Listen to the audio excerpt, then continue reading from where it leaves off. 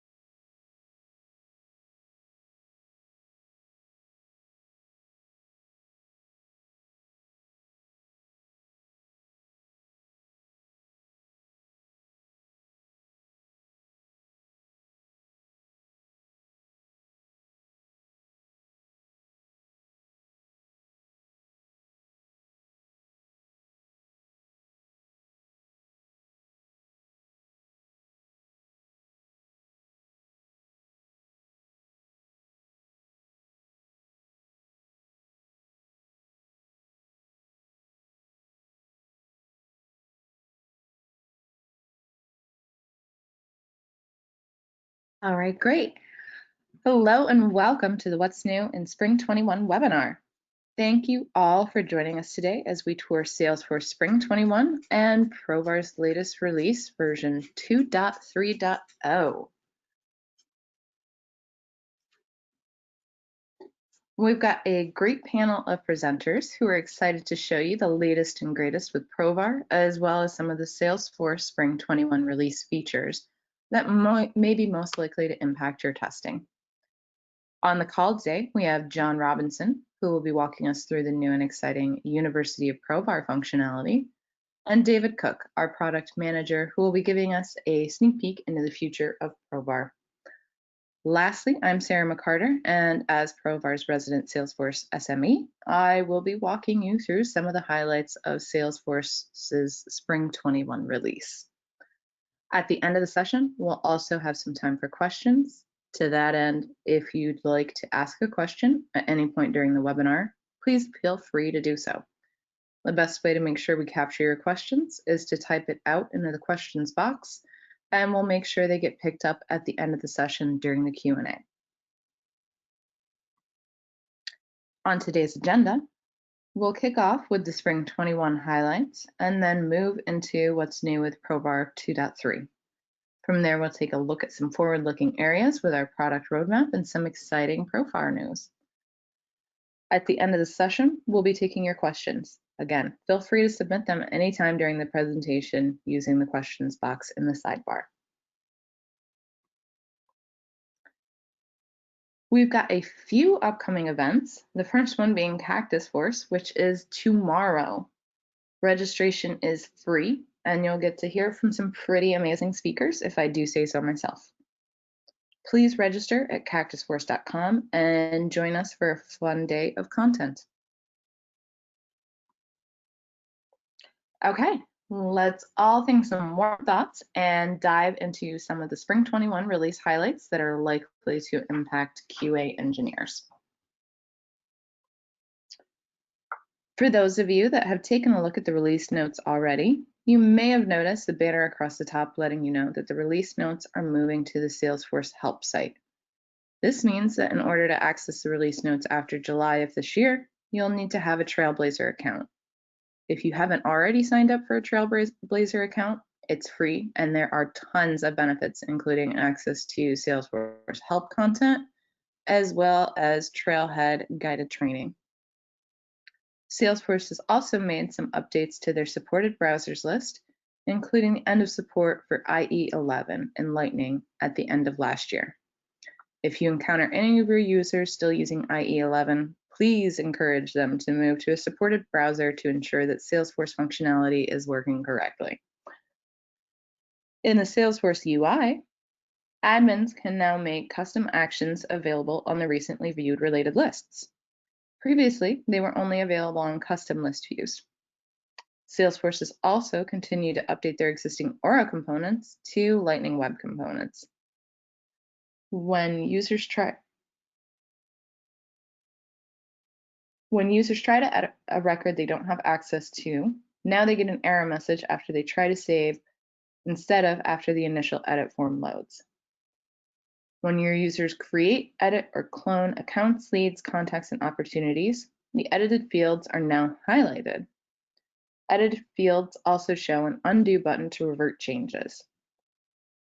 Errors now appear in the footer instead of at the top of the page, and the error messages are hidden automatically after users click a link within the error message.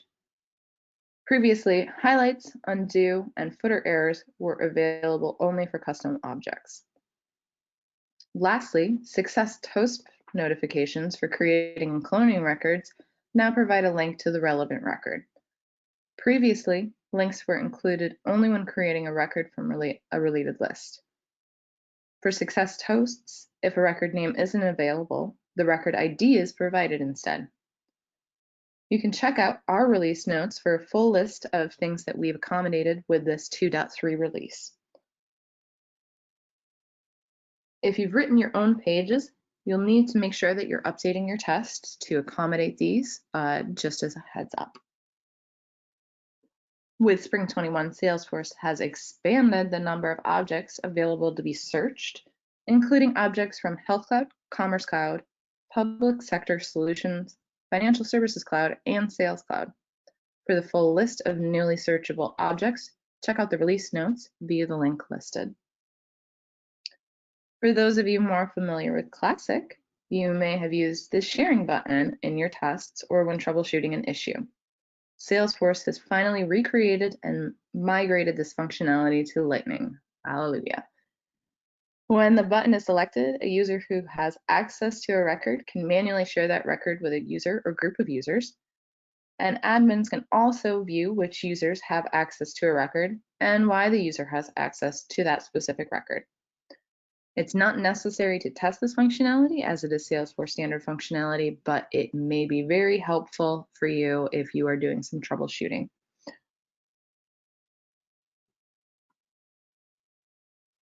Moving on, the rich text editor has also gotten some love with this release and is now updated to the CK editor version 4.14.0. This update resolves some security vulnerabilities and should not affect your existing tests. A security feature admins might enable is the require permission to view record names in lookup fields setting. When the setting is enabled, users won't be able to see the record name for lookup fields, including the created by or last modified by fields, when they don't have permission to view the records. In that case, the user records. This was previously slated to be a release update, but Salesforce has moved it to an optional setting that can be enabled or disabled by admins as is applicable for their business. Rounding out the overall updates, Salesforce has released enhanced domains, which remove the instance name. Be aware if you have test cases outside of Provar, your tests may be impacted. And as is the case for 99% of the items I've discussed, this should be tested in Sandbox before enabling in your production org. Moving on to Sales Cloud, admins will be excited to learn you can now create a lookup relationship between any standard or custom object and opportunity products. A possible use case you might encounter is the ability to associate multiple delivery locations to opportunity products, allowing you to easily manage large or complex opportunities. Once you've created the lookup relationship, make sure you add the related list where appropriate.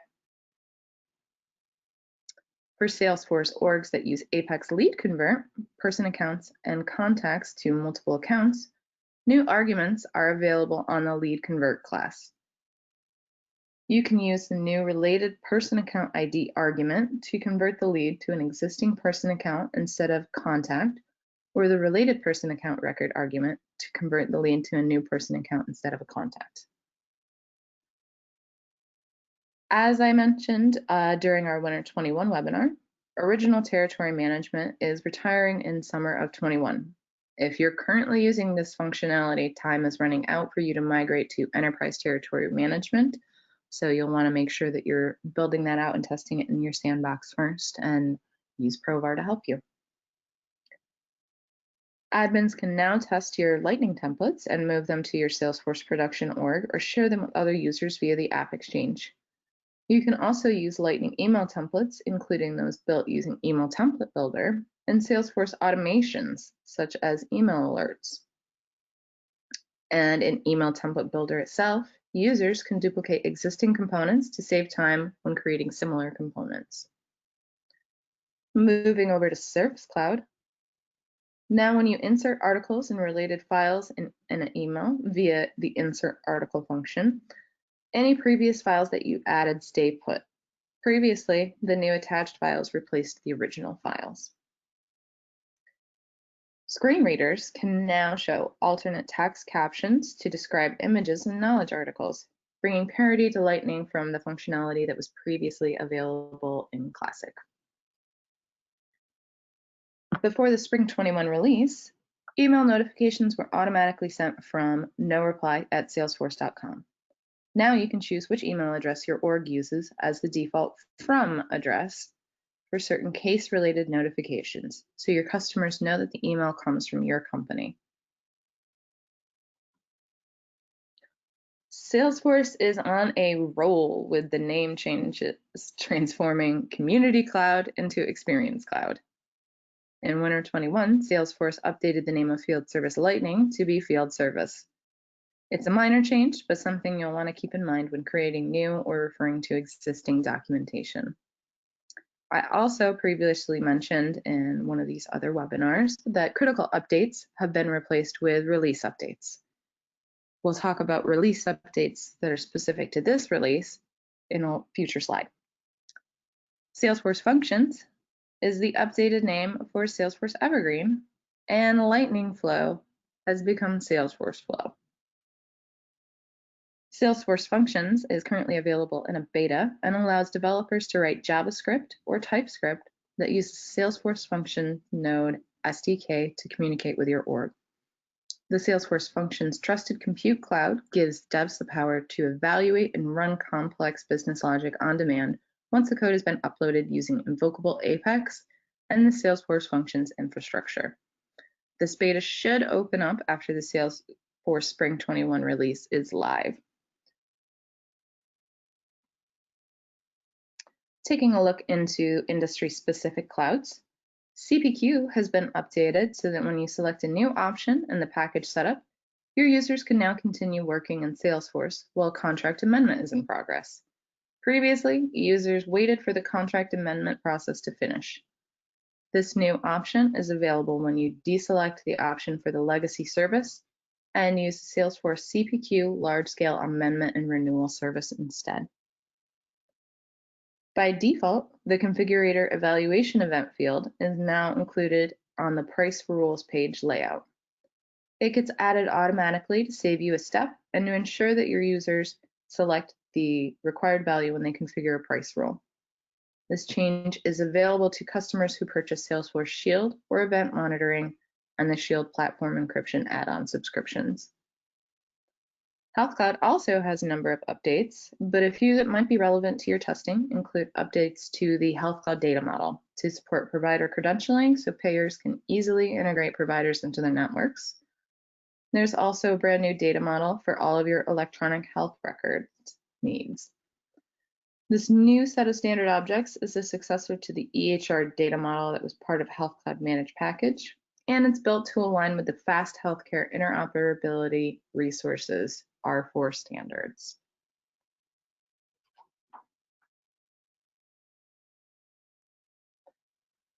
A few developer-related updates you may encounter include org-dependent unlocked packages, which are a variation of unlocked packages.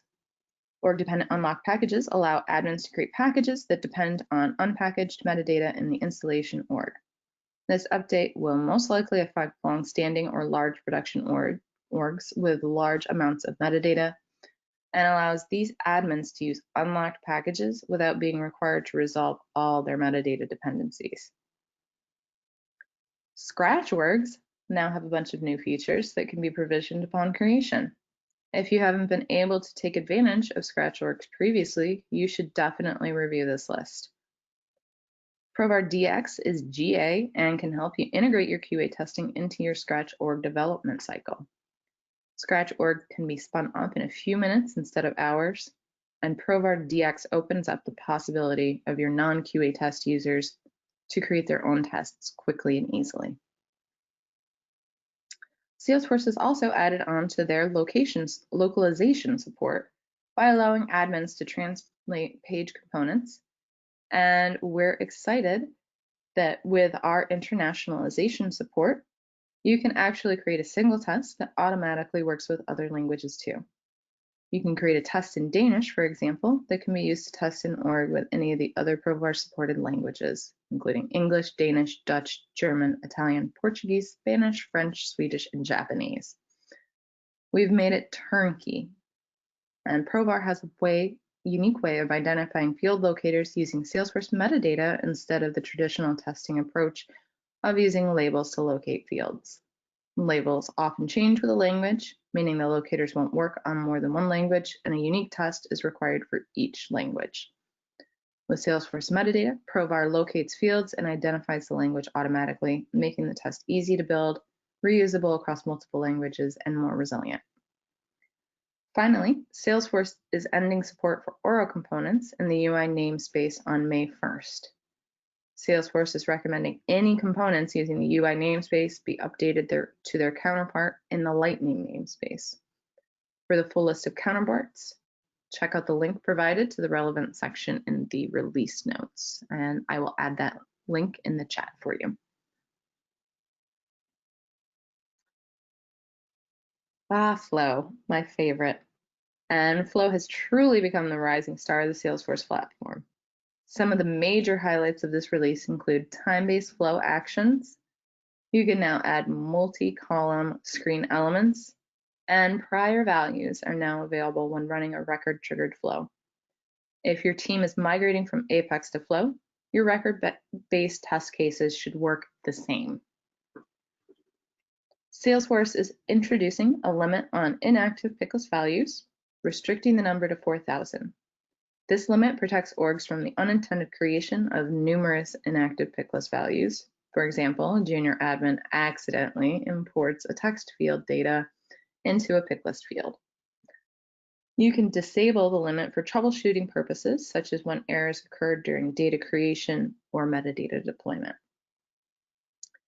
To better track your Lightning page performance, a new speedometer style chart in the main desktop performance analysis card shows you your page's predicted page load time. And because some components impact page performance more than others, the added component performance breakdown card shows you which standard components on the page contribute the most to the predicted page load time. A few minor updates with dynamic forms include the enabled so pages enabled with dynamic forms are now bringing over the Salesforce standard dupe blocking functionality. Now when a user is creating a record using a dynamic forms enabled page, the user will be warned when they hit the save button if the record appears to be a duplicate. Dynamic actions also gets a little update, and with the spring release, dynamic actions for account, case, contact, lead, and opportunity are now GA for desktop, and dynamic actions on custom objects are now available on the mobile app. I've already mentioned a few cloud-specific pilots, but some additional pilots or betas that might be of interest to you include the track accounts as campaign members beta. When enrolled, marketing users gain the ability to add accounts to campaigns, whereas the current standard functionality limits campaign membership to leads and contacts. This beta comes with additional related lists and report types to help manage the functionality. And a pilot program that may be of some interest to admins is the Create a Lightning Web Component Action pilot, which allows an admin or developer to create a Lightning Web Component and use it as a quick action. LWC actions have the added benefit of customizing the header and footer and creating an action with no UI representation, which is not possible with Visualforce actions. Overall, it's best practice to begin testing release notes or release updates in your sandbox environments, if not as soon as they become available, well before the auto activation date. For a full list of currently available critical updates, along with some information that should help you determine your testing priority, view the full list in our support article linked above. With that being said, there are 7 updates that will be auto-activated with the Spring 21 release that you've hopefully already completed your testing on, and 4 new updates available with the Spring release. The first of these is a security update for the Visualforce Remoting API. Primarily, this update modifies how the CSRF token is created for the Visualforce Remote Action global variable, adding more protection to API remoting calls by guest users. Also, this update validates the Apex type object parameter used by the Visualforce Remote Action global variable against the Apex method parameter and throws an error if the Apex type parameter is invalid. This validation prevents users from providing Apex objects they can't access or providing Apex objects that don't satisfy the Apex method parameter. This release will start to be enforced in sandboxes with the Summer 21 release, so fairly short release time on this one, and will be enforced in production orgs with the Winter 22 release this fall. Another security-related update is the conversion of the standard Salesforce read-only profile to a custom profile. This update will be enforced with Summer 21 and allows admins to custom tailor their read-only profile to their business and add or remove permissions as necessary. Testers will want to ensure the profile is properly configured based on business definitions, and if a new profile is deemed necessary, that any code references to the existing profile are updated. Continuing on with the security updates, for customers using a license management org or LMO and multi-factor authentication, customers will be required when this release update is auto-enabled in the Summer 21 release to use multi-factor authentication. This change provides subscribers who need assistance with their managed packages an extra layer of security by verifying the identity of the user accessing their org. It also provides admins more control and accountability over which users log into a subscriber org. Lastly, Salesforce has created an update that will allow admins to better track their org's performance. When an admin enables this update, Salesforce accurately measures, logs, and limits the CPU time consumed by all flows and processes. Previously, the CPU time consumed was occasionally incorrect or misattributed to other automation occurring later in the transaction, such as Apex triggers. Now you can properly identify performance bottlenecks that cause the maximum per transaction CPU time consumption limit to be exceeded. Also, because CPU time is now accurately counted, flows and processes fail after executing the element, criteria node, or action that pushes a transaction over the CPU limit. This update won't be automatically applied until Summer 22, but it might be worth enabling earlier in a sandbox first as a good source of troubleshooting data. And now I'll pass it over to David to walk us through all the great updates in the latest version of Provar. Thanks, Sarah. Hello. Today, I'm going to run through a few of our recent Provar features from our 2.3.0 release, and just in case you missed it, our 2.2.1 release. I'll also be giving you some insights into what's coming soon. Here we have some highlights of our Provar 2.3.0 release, which you can find available right now in the Provar Success community. First of all, as always, we've delivered our Salesforce Spring 21 compatibility updates to meet our commitment to you of keeping Provar tests running seamlessly with the latest Salesforce enhancements. This time around, we've identified and made over 30 Provar compatibility updates to keep your test running successfully, saving you the time and effort that would otherwise be needed. Our major feature enhancement in the 2.3.0 release is enhanced support for dynamic forms. Your experience of creating and maintaining tests on dynamic forms is now more seamless than ever through enhancements we've made in a number of ways. Salesforce fields used within your dynamic forms will be detected by Test Builder so that you don't need to create and maintain mappings for these fields. Configuration from Provar Desktop is enhanced, giving you further flexibility to construct and update your tests. Additionally, we've added full support for Chrome Driver 87, which is compatible with the current Chrome browser release and also the upcoming Chrome 88 release.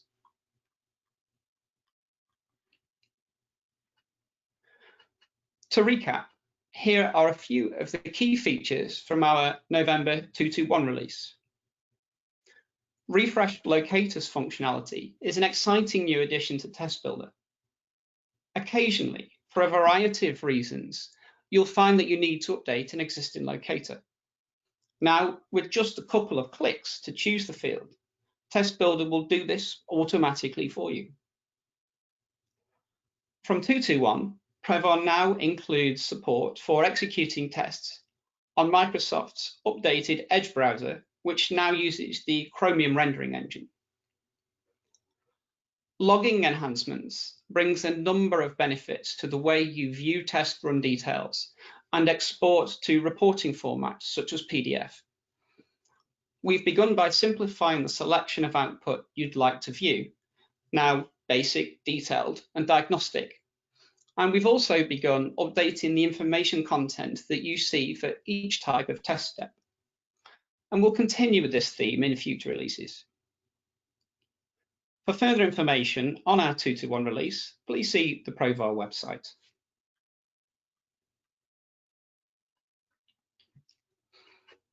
Over the next couple of slides, I'll talk about our upcoming roadmap.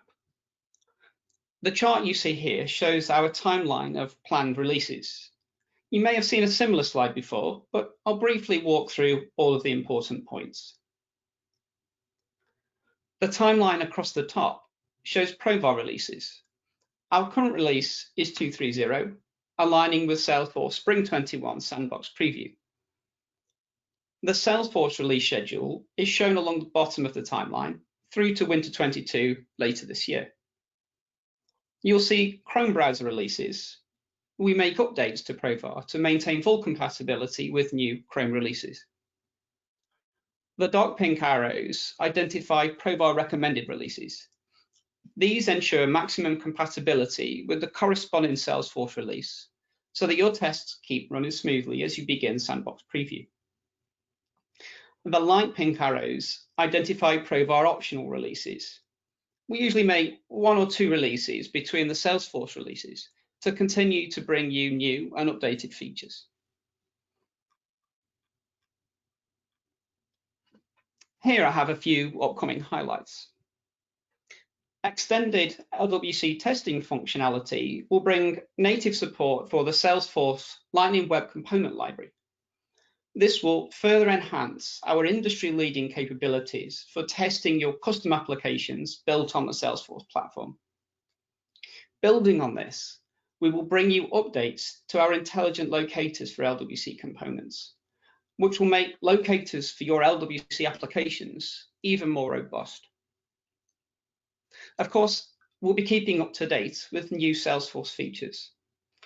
A couple of these I've noted, such as executing tests using the ICU datetime format, which will become the Salesforce standard format. We'll be further updating our functionality for dynamic forms and actions as Salesforce continue to make more features generally available. Last but not least, we'll continue with our roadmap to add important new functionality to Test Builder, continuing to add features that do the heavy lifting of test creation and maintenance for you, and making this functionality easier than ever to use. And with that, I'll hand over to John, who's going to introduce one of our most exciting new initiatives. John, over to you. Thanks, David. So let me, if someone could pass me the screen controls.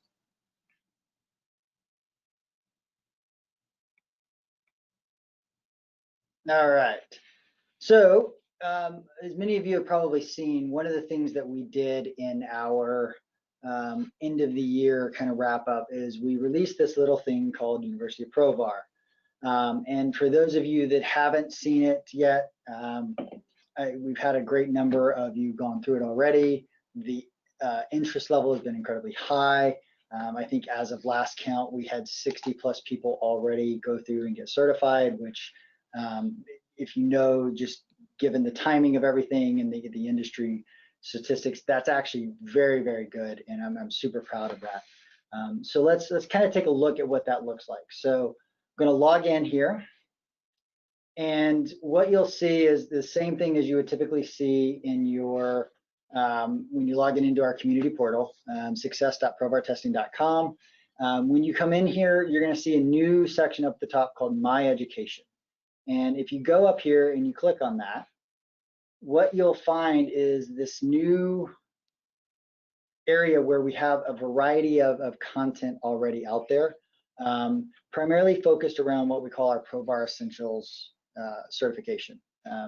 We're calling them trails in the similar to Salesforce parlance, so it should be very familiar in that regard. But what it contains is Provar 101 and Provar 201. You'll be able to see when you got it assigned to you, how much of it you've completed, both at the course level and at the trail level, what achievements you've acquired. So in this case, you can see that I've only finished 101. I haven't quite gotten everything done for 201. And if we actually come in and look at what the essentials actually looks like, you'll see we've got these 2 courses in here. We can see, you know, the total duration of the certification itself, what achievement badge I can get at the end of it, and I can see, okay, I have all of this stuff completed. You can see the different types of content that we have. So for example, 101 is primarily around kind of your getting started, basic test design, kind of strategies and concepts, and then walking you through getting your first test created and up and going. If we look at what 201 contains, that kind of takes those concepts and expands on them. What we're looking at then is, you know, looking at things like the test palette and element mapping and data-driven testing. And all of these things are lots of good content here, but this is really introductory type of content, right? You as everybody that I've gotten feedback from thus far, even from the most advanced power users we have, they've all learned something new to some degree. You know, some of this is going to be, you know, very simple for the people that have been around for a long time, but there will be something I'm sure that you will learn new, even if you've gone through one of our trainings in the past, just simply because it's updated for current and you know, real-time content based on our product. So if you notice, I've got my entire course completed with the exception of this 201 recap down here. So if I go down here, I can see all I need to do is hit done. I've read this, you know, I get that I did all this stuff. And when I click done, that is going to give me credit now for that. So if I go back to my home screen, what you'll see is that I now have 201 completed. I have a new 201 badge. And then I also have this new certification down here for Provar Essentials. And one of the really cool things that we've done as part of this is not only do you get a badge that you can use and share if you want, but you can click on it. And one of the things that you get as part of it is an actual certificate. And we encourage you, you've probably seen these already out on LinkedIn and Twitter. people sharing their certificates, showing that they've completed it and they have successfully finished the Provar certification. So that is all spectacular news. We're really, really excited about it. And preemptively, the #1 question that everybody asked is, what's next, right? We want to know what's next. So one of the things that I'm kind of showing everybody for the first time today is what's coming up over the next year in terms of content. Timing of these has not been finalized yet, although it'll roughly be on a quarterly basis. But we'll be looking at Provar Advanced, where we're drilling into more of the custom content type stuff, more advanced test strategies, looking at reporting and using regex, and really drilling into variables and functions, and a variety of other topics that kind of go along with that bucket of stuff. Provar End2N, which is going to be kind of taking all the core concepts that we've learned in previous courses and certifications, and really helping you start to string them together and look at your other third-party systems beyond just your Salesforce platform or just your singular system that you're working on and testing. And it's really helping you understand how to kind of pull them together into a more comprehensive view and approach to your testing. And then, taking that one step further and looking at, the Provar DevOps course and certification is really going to be looking at how do you start then to expand the scope of your testing and roll it into allowing your development team to access those test cycles, and using test plans to kind of structure the tests accordingly and really build a robust and dynamic test suite. Integrating with Salesforce DX using Provar DX plugin, doing environment management. All of the types of things that are in that vein are all the things that are coming as part of the Provar DevOps. So we're really, really excited about what we have coming down the pipe. I know a lot of you are itching for the next thing.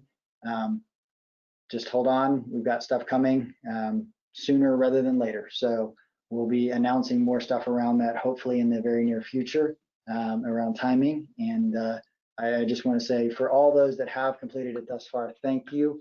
And if you haven't thus far, I highly encourage you to check it out, see what we have going on there, because I think you will find some really, really good use out of it. And I just to hammer this point home, I want your feedback as well. Please tell me, reach out to me directly if you want to give me feedback, good or bad. While there is a feedback mechanism within the platform, I want to know what you guys are interested in, what you find useful, what you don't find useful.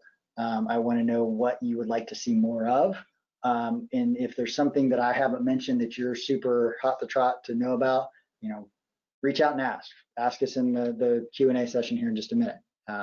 These are things that we're really, really wanting to get your feedback on. So with that being said, I will now pass it over to, before we do that, we got a very, very, very important poll here. Dogs or cats? Yes, okay, thanks, John. So all those community changes look really exciting. So as John just mentioned, we have a critically important poll, which I will launch right now. We would love to know, what's your preference, dogs or cats? While we're waiting for the results to come in, please feel free to submit any last-minute questions using the questions box on the right, and we'll review them shortly. So we'll give you guys a couple minutes to just fill that in and enter any last-minute questions.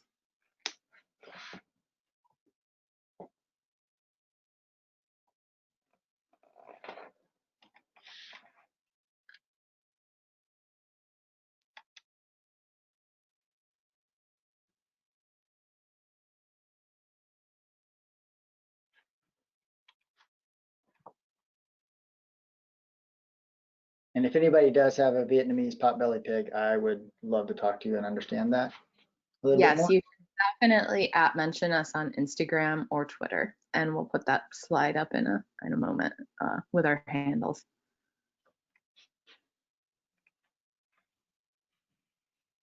All right, looks like we've got about 80% responding. So any last minute takers wanting to share their opinions? All right, we're closing it. And our result is with 58%, woof, who doesn't like dogs? 36% per, cats, duh, and 6% neither. They are rocking with the Vietnamese pot-bellied pigs. All right, so with that critically important poll question answered, we'd like to move into your questions. First up, let's see. So where can I download Provar 2.3 from? So if you are an existing customer, it's available from our success community. If you're a prospective customer, then we can make you a trial available for a limited time using a pre-installed instance. So you can contact us via our website to find out more if you need any additional help. What time is Cactus Horse? So Cactus Horse is tomorrow, and it is physically located in Phoenix, Arizona, but it is a virtual conference. And it starts tomorrow at, I believe, 10 a.m. Central Time. Let me double check. I believe that is correct, 9 a.m. Mountain Time. Yes, 9 a.m. Mountain Time. Oh no, 11 a.m. Central Time, 10 a.m. Mountain Time. So I knew I was remembering the 10 correctly there. So do we have any other upcoming events? So yes, we are going to be attending London's Calling. There are a few other events in the works, and obviously we will be posting on our social media channels on LinkedIn, Slack, and Twitter. So definitely follow us there. David, looks like we've got one for you here, or at least this looks like your area. Do I have to map fields on dynamic forms with a page object? So can you handle that one? Yeah, sure. So for Salesforce standard fields and also for your custom fields that you've configured within custom components that you've created, these will all be identified automatically by Provar using our metadata approach. So you won't need to map those using a page object. Okay. John, looks like we've got one for you here. When will UP be available for non-customers? We are hoping by the end of the first quarter. There's some logistical challenges around having access to Provar because a lot of the content will be kind of contingent on that. But we are working through some options, and we're hopeful for the first quarter this year. Awesome. Okay. Will this be recorded? Yes, of course. We will make this available on our website, and we will also send an email to registrants with a link to the meeting. So that will be available for you guys shortly. John, another question about UP. What is the cost associated to UP? UP is free if you are a customer.